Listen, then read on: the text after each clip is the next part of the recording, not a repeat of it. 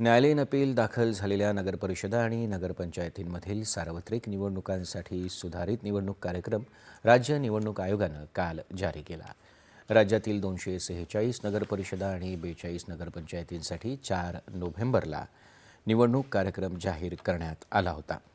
या कार्यक्रमानुसार नामनिर्देशपत्रांची छाननी झाल्यानंतर निवडणूक निर्णय अधिकारी यांच्या निर्णयाविरोधात व्यथित उमेदवाराला जिल्हा न्यायालयात अपील दाखल करण्याची निवडणूक नियमात तरतूद आहे आणि त्यानुसार व्यथित उमेदवाराकडून अपील दाखल केलं जातं। यानुसार उच्च न्यायालयात काही प्रकरणी दखल याचिका दाखल झाल्या आहेत।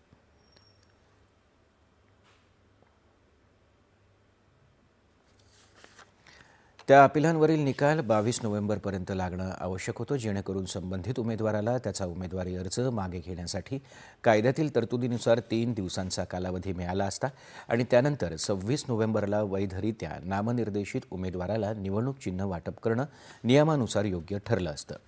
मात्र काही नगरपरिषदा नगरपंचायतींच्या संदर्भात संबंधित निवडणूक निर्णय अधिकाऱ्यांनी अशा उमेदवारांना आपला उमेदवारी अर्ज माघारी घेण्यासाठी आवश्यक कालावधी न देताच निवडणूक चिन्हांचं वाटप केलं। हे निदर्शनाला आल्यानंतर अशा प्रकरणी संबंधित निवडणूक निर्णय अधिकाऱ्यांनी केलेली चिन्ह वाटपाची कार्यवाही नियमबाह्य ठरते। या सगळ्या बाबींचा विचार करता त्यामुळे नव्यानं काही नगरपरिषदा आणि नगरपंचायतींचा सुधारित कार्यक्रम जाहीर केला आहे। यानुसार 10 डिसेंबरला दुपारी 3 वाजेपर्यंत उमेदवारी अर्ज मागे घेण्याचा अंतिम दिवस आहे, तर आवश्यकता भासली तर 20 डिसेंबरला मतदान घेतलं जाणार आहे। त्यानुसार लातूर जिल्ह्यातील रेणापूर नगरपंचायतीची निवडणूक पुढे ढकलण्यात आली आहे। यवतमाळ नगरपरिषदेची निवडणूक देखील लांबणीवर पडली आहे।